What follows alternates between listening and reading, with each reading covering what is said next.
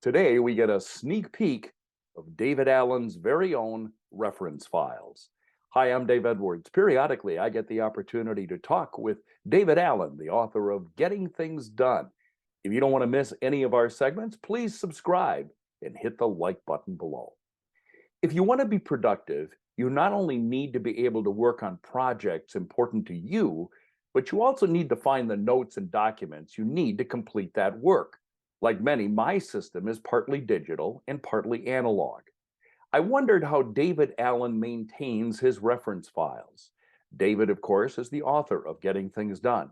And I thought it was really cool when during a recent conversation, David showed us his system.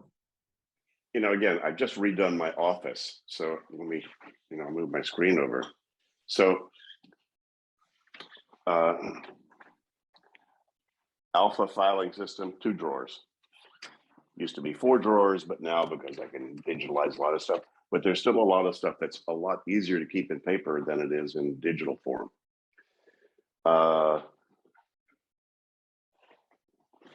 My contracts with my publisher, Penguin, right? If somebody asked me about that, I guarantee you that it's a lot easier to pull out this file and look through it than it is to try to look through it digitally. Yeah. What else is here? We've got a long-term healthcare policy with Prudential, and what am I going to do? File what this is in some digital form? I don't think so. It changes every year anyway, so I just throw it out.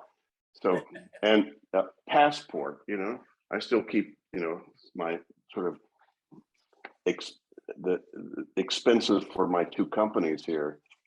It's a lot easier to keep this in paper form because my accountants here often ask, David, where was that?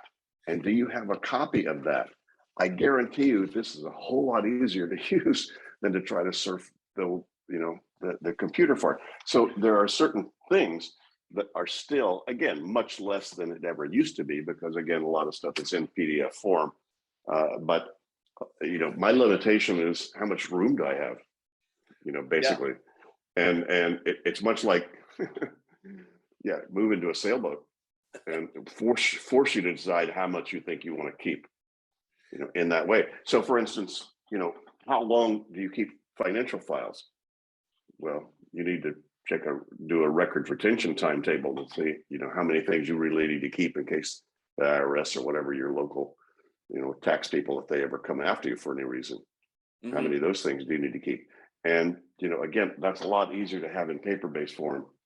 I've still got versions of it in PDF form, but even when I was not doing much of that these days, with meeting with clients or meeting with people or whatever, it's a whole lot easier to have a folder with the 6 or 7 or 10 or 12 documents relative to our conversations going up to that meeting, as well as their contract and so forth, than to try to sit there with a computer and try to find all that stuff at once.